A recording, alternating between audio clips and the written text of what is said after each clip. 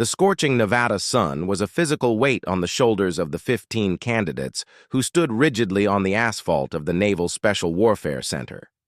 It was day one of basic underwater demolition/SEAL training, the infamous BUD/S.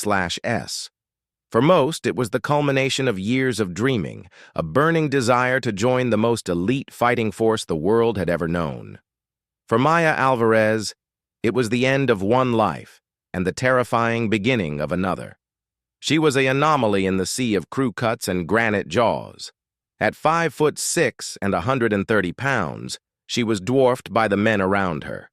Where they were blocks of muscle, she was lean, coiled like a spring. Her dark eyes, framed by sharp cheekbones, held a focus that was unnerving. She didn't try to blend in. She stood with her shoulders back, but her gaze fixed on the instructor, a mountain of a man named Senior Chief Miller, whose voice could strip paint. "Look at these faces," Miller bellowed, pacing in front of them. "I see a lot of potential, and I see a lot of wasted government money. You are nothing. You are less than nothing. You are the scum of the earth until you prove otherwise." His eyes swept over the line and landed on Maya. A slow, cruel smile spread across his face. "Well, well, what do we have here? A lost little girl looking for the PX?"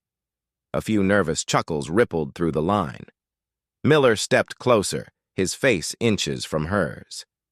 "You think this is a joke, Princess? You think you can come here and play soldier with the men?" Maya's expression didn't flicker. "No, Senior Chief. No, Senior Chief. What?" he screamed, spittle flying. "No, Senior Chief." "I don't think this is a joke," she replied, her voice calm and steady. He grunted, unimpressed. He turned to the rest of the class. "On the count of 3, you're all getting wet and sandy. And Princess here can show us what she's made of. My guess? Tissue paper." The first phase was a brutal, calculated assault on the body and mind. The candidates were constantly running, crawling, and swimming. They were covered in sand, freezing in the Pacific surf, and pushed past every conceivable limit. Maya was a target from the get-go. The instructors were merciless, heaping extra punishment on her at every opportunity, trying to force a voluntary withdrawal, a quit. In the chow hall, the whispers were a constant, irritating buzz. "She's gonna wash out by week 2. Can you imagine her trying to carry a log? She'd get crushed. I heard she's only here because of some diversity quota. Can she even handle a gun? She probably can't even lift one." The other candidates, for the most part, kept their distance. Some, like a hulking former college linebacker named Bradley Stevens, were openly hostile. He'd bump into her in the chow line, accidentally knock her tray, or make loud, sarcastic comments whenever she struggled. And she did struggle. During the 4-mile timed runs in soft sand, her smaller frame was at a disadvantage. She would fall to the back of the pack, her lungs burning, her legs screaming in protest. But she never stopped. She would cross the finish line, often dead last, collapse to her knees, vomit, and then get back up to do it again. During log PT, carrying the massive, waterlogged telephone poles with a boat crew of 7 other men, she had to strain with every fiber of her being just to keep the log from crushing her. The men in her crew, seeing her effort, would subtly shift more of the weight onto their own shoulders, a silent truce forming out of grudging respect. All except Stevens. "You're dead weight, Alvarez," he'd snarl during a hold, the log threatening to buckle their knees. "Quit and save us all the trouble." Maya would just grit her teeth, her muscles trembling, and hold on. She never responded to his taunts. She stored them away, using them as fuel. She was a ghost in her own body, pushing it beyond what she thought were its limits. She learned to compartmentalize. The physical pain was just a signal, a piece of data to be processed.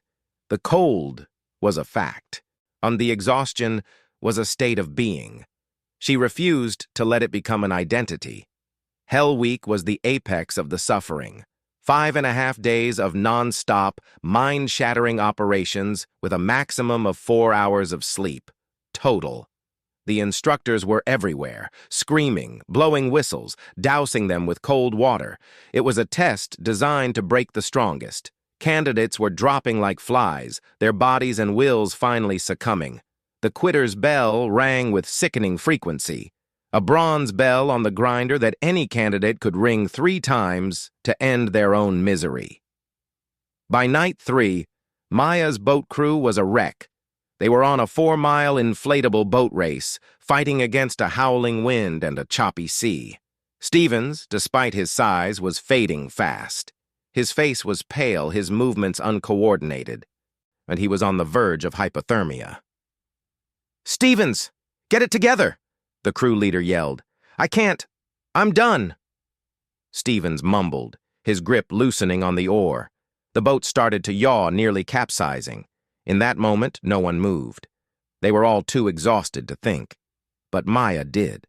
Without a word, she shifted her position, wedged her shoulder under Stevens's arm to prop him up, and grabbed his oar with one hand while continuing to row with the other. For the rest of the race, she rowed for 2 men, her face a mask of pure, unadulterated effort. She didn't say a word to him, didn't offer encouragement or scorn. She just did it. They made the time hack.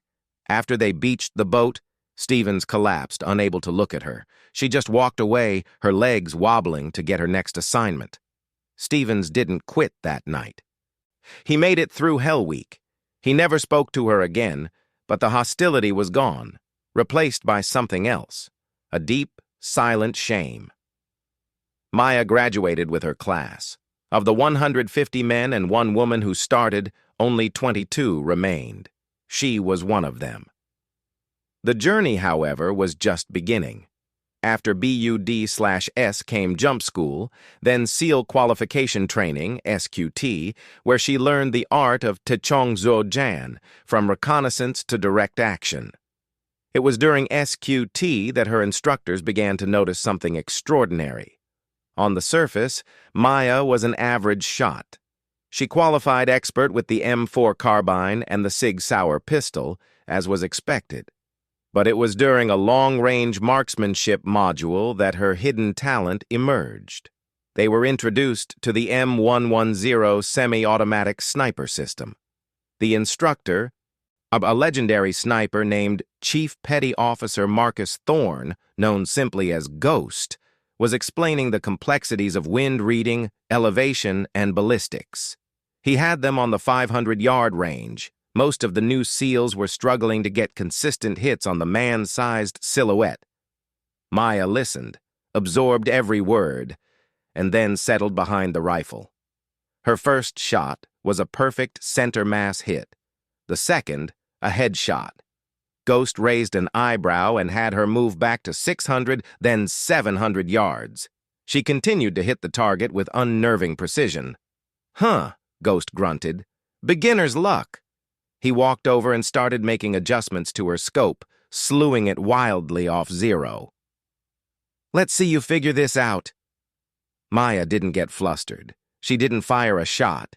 She just looked through the scope, looked at the target 700 yards away, and then looked downrange, studying the mirage shimmering off the desert floor. She felt the wind on her cheek, saw it in the dust devils. She took a shot. It was a clean miss, but she saw the dust puff to the left of the target. She made a minute adjustment to her scope based on her own estimation, not the marked settings, and fired again. The silhouette crumpled. Ghost's face was unreadable. For the next 3 days, he put her through hell. He had her shooting in the rain, in the dark, from awkward, unstable positions, at unknown distances. She never shot perfectly, but her ability to read the environment and instinctively compensate for variables was unlike anything he'd seen in a novice. She had a gift. It was as if she could feel the path of the bullet before she ever pulled the trigger. It's like I can see the air," she tried to explain to him once. "I know that sounds crazy."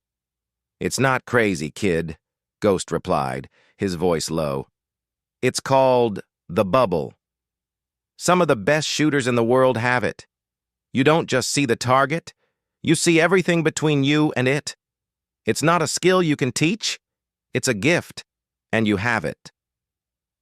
After SQT, Maya was assigned to SEAL Team 3 Delta Platoon. She was no longer the anomaly fighting for acceptance. She was a teammate who had earned her trident. But the sniper community was a small, tight-knit, and intensely competitive world. When word spread that Ghost was personally mentoring a female sniper, the skepticism returned, but it was quieter, more professional. Her first deployment to the Horn of Africa was uneventful, a series of training missions with partner forces. It was her second deployment to a volatile region in eastern Afghanistan, where the whispers would be silenced forever. Delta Platoon was tasked with hunting a high-value enemy facilitator known as the Engineer. He was a ghost himself, a master of camouflage and evasion who moved a deadly network of fighters and weapons across the mountainous border region. After months of intelligence gathering, they got a lead. The Engineer was scheduled to meet with a group of senior commanders at a remote compound in a narrow, steep-sided valley known as the Sangar Bowl. The problem was the location. The valley was a natural kill box, surrounded on three sides by sheer rock walls, honeycombed with caves and observation posts. A direct assault would be suicide. The only option was a sniper isolation. The plan was audacious. A small team of spotters and snipers would be inserted by a nighttime high-altitude, low-opening halo, jump onto the two main ridgelines overlooking the valley. Their job was to observe, report, and if the target was acquired, eliminate him. The main assault force would be on standby, ready to move in once the snipers had taken out the compound's defenses and, critically, the Engineer. The team leaders, Master Chief Walker and Ghost, who was the platoon's senior sniper, pored over satellite imagery. The primary firing position, a small exposed ledge on the western ridgeline, offered the clearest, most unobstructed shot into the compound's main courtyard. It was also a death trap. It was a 1,200-yard shot in an area with notoriously unpredictable swirling winds that funneled through the valley. The shooter would have to be exposed for several minutes to acquire, range, and engage the target. "I need my best for that perch," Ghost said, looking at the other four snipers in the room. His eyes landed on Maya. "Alvarez, you and me were taking the primary." A heavy silence fell over the room. Bradley Stevens, now a seasoned operator who had long since buried his BUD/S animosity, spoke up. "Ghost, that's a wicked shot. 1,002 with katabatic winds. Maybe one of us should—" Ghost cut him off. "You think I don't know the shot, Stevens? I know what it takes. Alvarez is our best. She has the bubble. End of discussion." The insertion was flawless. Under a moonless sky, Maya and Ghost, laden with nearly 100 pounds of gear each, slipped from the back of a modified MC-130 at 25,000 feet. They free-fell in the thin, a frigid air, their night vision goggles turning the world a ghostly green, before pulling their chutes and silently gliding onto their designated ridge. They spent the rest of the night burying themselves in a hide site they'd constructed from loose rock and camouflage netting, becoming one with the mountain. For 2 days, they lay motionless, barely moving, eating cold rations and drinking from tubes connected to their hydration bladders. They watched the compound through their powerful scopes, cataloging the movements of the fighters, identifying patterns, waiting. The sun baked them during the day. The bone-chilling cold seeped into them at night. On the third morning, their patience was rewarded. A convoy of 3 trucks snaked its way up the valley. Through his scope, Ghost saw a man get out, surrounded by guards. But he was shorter than the others, more slight, and he moved with a purpose that screamed authority. It was him, the Engineer. "Contact! Primary target is in the courtyard. I have eyes on," Ghost whispered into his radio. "All teams, stand by." Ghost turned to Maya, who was already settled behind the stock of her M110, her eye pressed to the scope. The wind was already whipping around them, a chaotic swirl that made the heat mirage dance wildly. "It's your shot," he said, his voice calm. "I'll spot. Remember, feel the air. You have the bubble." Maya took a deep, slow breath, letting it out in a controlled stream. She looked at the target, a tiny figure 1,200 yards away.